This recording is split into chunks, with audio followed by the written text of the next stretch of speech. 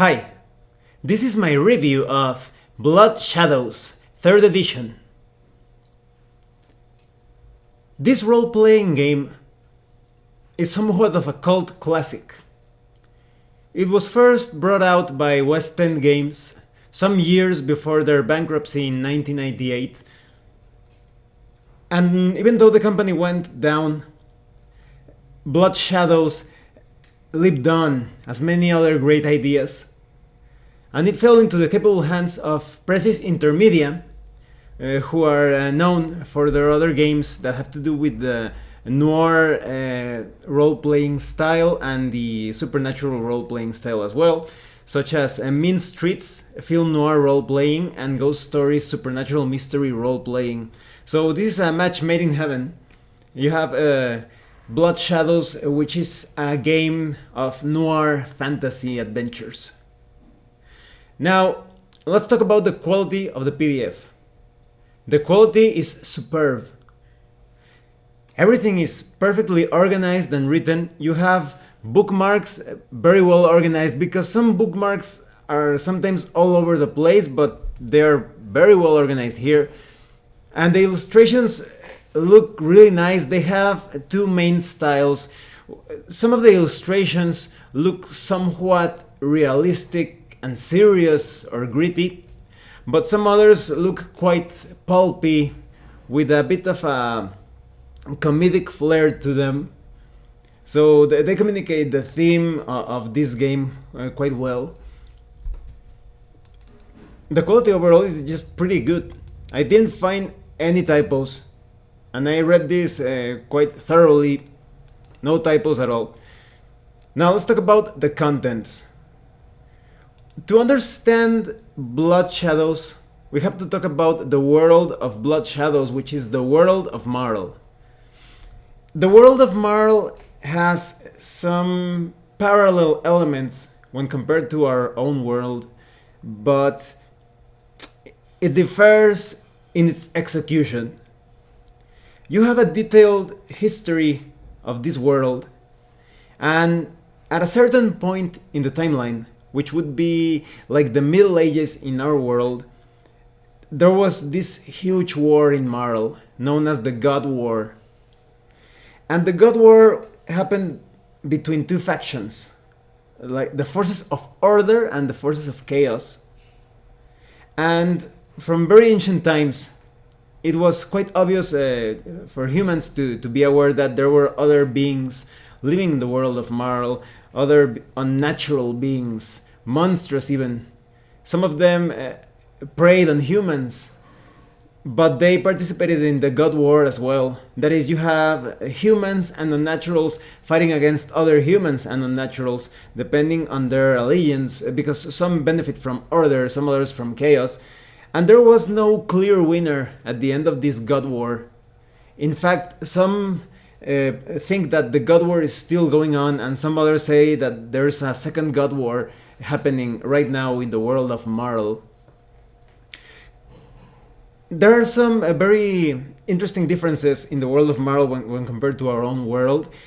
There is a lot of magic, to the point that magic is used in very mundane tasks. It's quite common to see a spell slinger that is actually a plumber that uses magic to perform plumbing, and you also have mechanics that use magic for that as well. Many machines are empowered by magic, so magic exists and as the capacity of focusing on a particular thing and wielding this arcane energy to emulate the forces of nature, or perhaps even surpass them. Now, in actuality, in the world of Marl, there are actually 4 factions. There were 2 factions that are sort of like offshoots of the forces of order and chaos. You have the Oathbreakers of Order, that have a bit of a druidic feel to them. They are looking to protect and nature and keep that sense of natural balance. But you also have the Oathbreakers of Chaos, who are focused more on technology and its progress. They are kind of like the ones that are looking for the power that science gives you that nature did not, so to speak. In fact, some of them modify their own bodies using different sorts of technology. And then you have details on the God War, because the God War is not the central point of Bloodshadows. It's used as a backdrop to have all sorts of adventures. So the game is not necessarily about fighting for a specific faction, but it's more about trying to thrive in the middle of that conflict. Another interesting point of the world of Marl is that there are no effective maps. All of the maps that the player characters are going to get their hands on are not really reliable. They are made based on the experiences of sailors and travelers, of what they managed to draw during their travels. Some of them were actually created using divination, so nobody's entirely sure what is out there. You have different cities that were built by the different beings inhabiting Marl to protect themselves from the dangers of the wilderness and perhaps of other cities. But nobody is entirely sure what's just beyond that valley or that mountain or that forest. And because the wilderness has so many dangers, both natural and unnatural, it's quite dangerous to travel between cities. There are actually no main roads. You have to make your own way. So as you go on traveling from city to city or from place to place in your vehicle, you really don't know what you're going to find, and traveling on foot is almost suicidal. Let's talk about the characters that you can create in this world. As I was telling you, this is a world of noir fantasy, so it has somewhat of a 1920s feel to it, perhaps before that or a bit after that, but that's the general feeling of the setting. But you also have many species and races.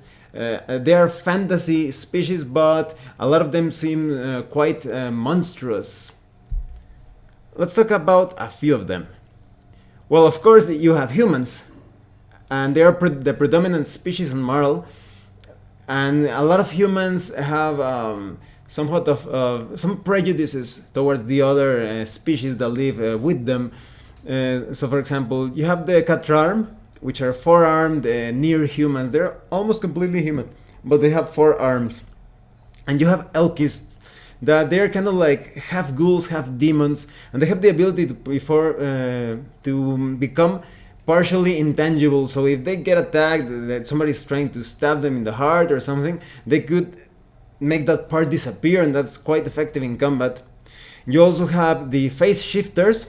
Again, they're kind of like humans, but they have faces that change. They can disguise, turn into almost anyone, at least on the face part. If they're really overweight or skinny, they won't be able to change that. You also have ghouls, and those are like the typical ghouls that prey upon human flesh, but they can also eat dead humans. And then you have the Granai, which are kind of like stone-like shifters. They can change part of their bodies into stone weapons even, or tools. And you have the Gris, which are foul, garbage-eating, magically created breeds. And you have the Hugor, which are kind of like half ogre, half humans. They're quite dependent on other beings. They have like a symbiotic relationship with other creatures. And then you have the Humbus, which are the offspring of succubi and incubi and humans. And then you have the Oris, which are the undead shifters. They eat bones to survive, and they have a sort of like a clay-like consistency. They can actually turn into furniture. And then you have the Sket spawn, which are the vile offspring of Sket and humans. That is half human, half demon.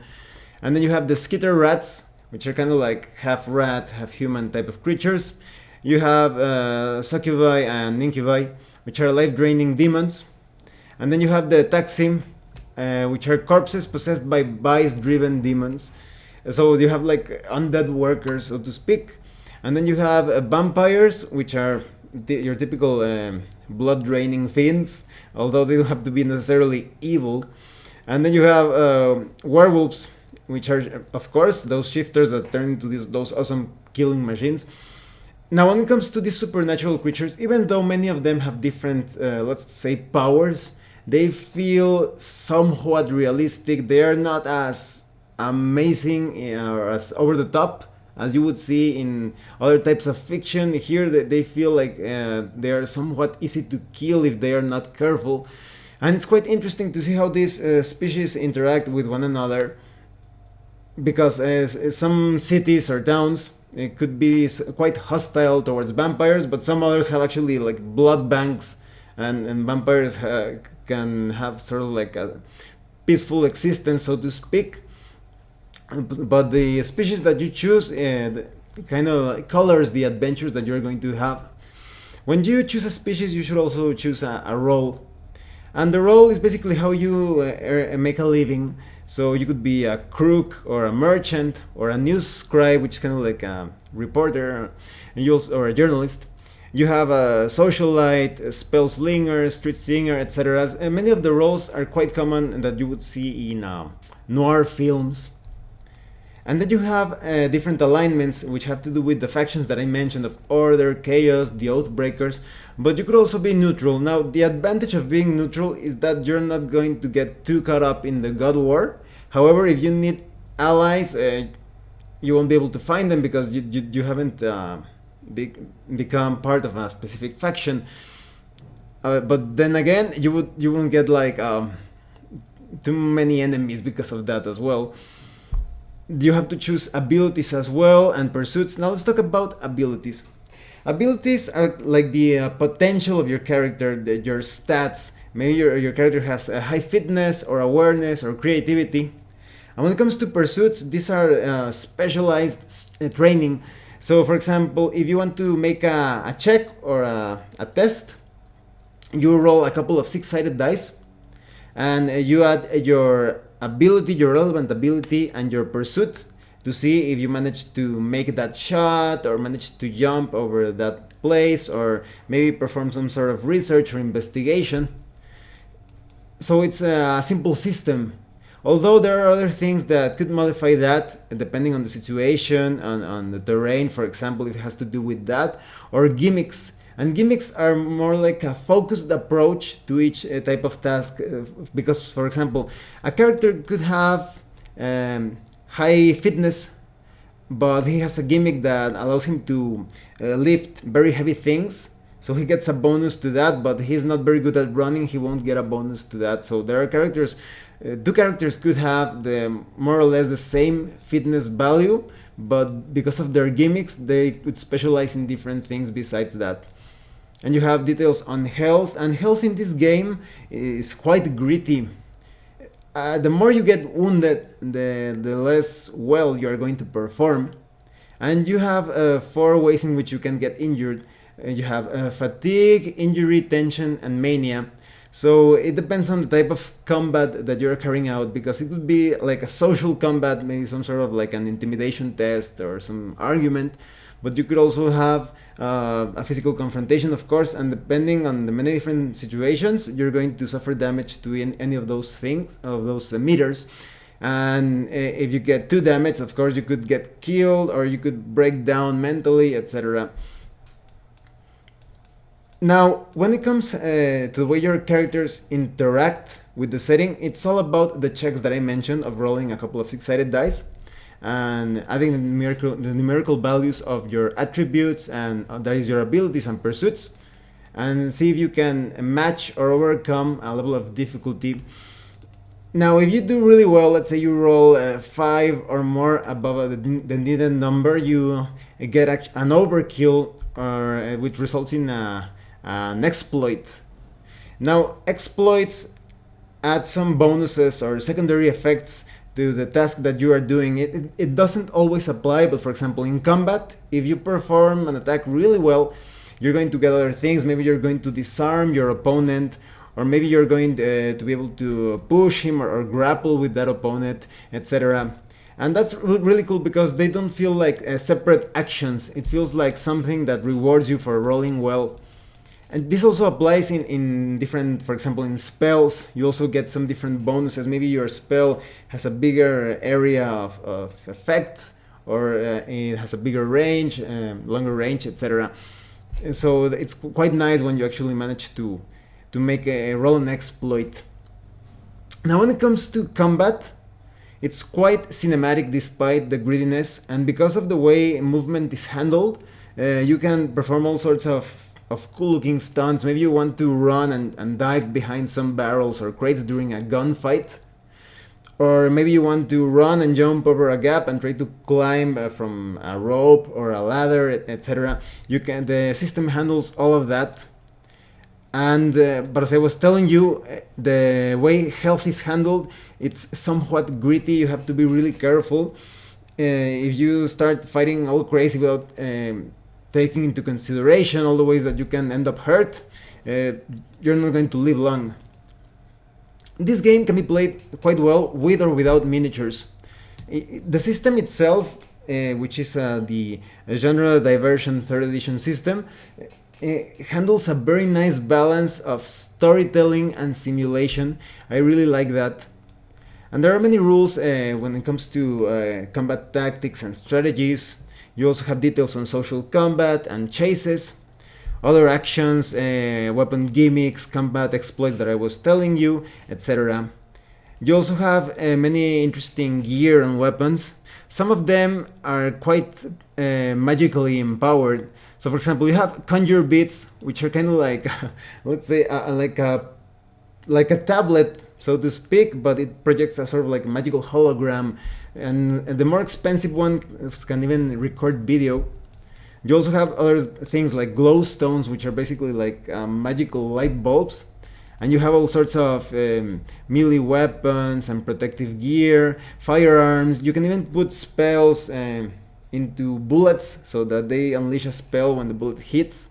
And you also have vehicles. Some of them feel somewhat steampunky, but they are powered by magic, but not exactly. So, for example, you have steam carts, or roadsters, trucks, different types of cars, motorcycles, armored wagons, rail runners, etc. And you also have magical gear, of course, like potions, grimoires, spell scrolls, enchanted weapons, etc. Now, magic, you actually have different disciplines or magical pursuits. So it's going to be quite fun to specialize your character in different pursuits. So for example, you have chronomancy, elementalism, necromancy, photomancy, somniomancy, sorcery, technomancy, bitomancy, and wizardry. And you have all the details on casting time, difficulty, and you can also get some negative effects if you don't roll too well. It's basically called feedback. And if you are unlucky in your roll, you could get some disastrous effects. Some of them could be minor. You could just have excessive tension, or you could end up vomiting, but some others could actually cause you memory loss, or magical drain, or even mutate your character, so you have to be mindful of that. And all of the spells feel quite thematic when it comes to the different magical pursuits. So for example, chronomancy spells have things such as recognize corpse, sense past, sidestep, temporal fires. But there are other things like necromancy that have animate death, elementalism that has to do with controlling fire. You have sorcery spells that have to do with doorways or expelling beings, incinerator. You also have wizardry spells, have to do with classic fantasy spells, but in the style of Bloodshadows, like Alarm, Animate Golem, Bind Demon, Circle of Health, etc. You also have rules to create your own spells. You have a very cool chapter on directing stories. The game director in this game feels a lot like a movie director. So you have all the details to handle stories in Bloodshadows on how to get the party together, how to handle everything from non-player characters to player characters, and how to handle character advancement. Here experience points are used to train your characters between adventures, but you can also spend them to overcome certain difficulties during rolls and checks. So they're quite flexible, and sometimes you have to see what's better. Would it be better to spend your experience points during an adventure to save your character's hide, or should you save those points so you can train your character or do some research or get some properties between adventures? It's all up to you. And adventures in the world of Marl, they're quite dangerous. You can have like a mini survival guide of how to move between the wilderness that is between cities. And you have details on all of the places that are marked in the map of the world of Marl. But the cool thing, as I was telling you, the maps are not reliable. So if the game master or director wants to put any sort of town or city or ancient ruins or hidden swamp or whatever he likes, he can do that quite easily. It goes with the theme of the setting. You even have a chapter detailing the entire city of Celastos, and this is an entire campaign setting to get you started into the world of Marl. And because it's just very well built, the entire chapter of the city of Celastos, it serves as inspiration for you to further develop any part of the world of Marl. And you have a chapter that is the unnaturals, the bestiary, all of those supernatural creatures or extraplanar creatures that simply do not get along with the rest of the civilized folk. So you have many different breeds, such as the Vargest, the Grimlets. You have demons as well, such as Death Dealers, Hollowmans, the Gyaki, Hollowmen, sorry. And then you have the Relkazar, the Sketh, the Tulpa. Many different creatures, all of them can be used in all sorts of adventures. Some of them are quite appropriate for city adventures. Some of them serve as predators if you're traveling through the wilderness. So you can use them to cause all sort of mayhem and trouble for the player characters. The game also includes a couple of adventures. One which is called The Lady is a Vamp, and the other The Trail of Riches. Now, to avoid spoilers, I can tell you that the two adventures have a few things in common that are quite nice. They have a very good balance of combat, investigation, and social interaction, and exploration, of course. But if I were to say how they differ between one another, I would say that The Lady is a Vamp has a more like a feeling that the characters are at risk and they are not so much trying to make some riches out of that adventure. They are more like trying to rid themselves of some trouble. Although there are many opportunities to gain some pretty good stuff, it's most about keeping yourself safe. And the Trail of Riches, you do have some long-term business opportunities that are looking quite nice. So those adventures will surely serve as a solid starting point for your own campaign. And at the end of the book, you have some sample characters and reference sheets. And the reference sheets are actually very well organized, so I recommend that you print them and you build your director screen with them. They are very well organized and they're going to be quite useful for running a campaign. You also have some pre-generated characters, as I was telling you, but they feel more like templates. You just have to put the name of your character, so you could customize those sample characters further if you wanted to. Another cool thing in character generation is that you can set the mood or the level of power of the type of adventures that you are running. That is, if you spend more points during character generation, the game is going to feel a bit more heroic or pulpy, but you could spend less points to enhance the gritty aspect. You even have optional rules so that combats are even more lethal. And there are a lot of tools in this book overall that you can use to build your adventures. You have story locales and adventure ideas and seeds. So you have details on how to create a believable detective's office, cult chambers, different sorts of curio shops, nightclubs, etc.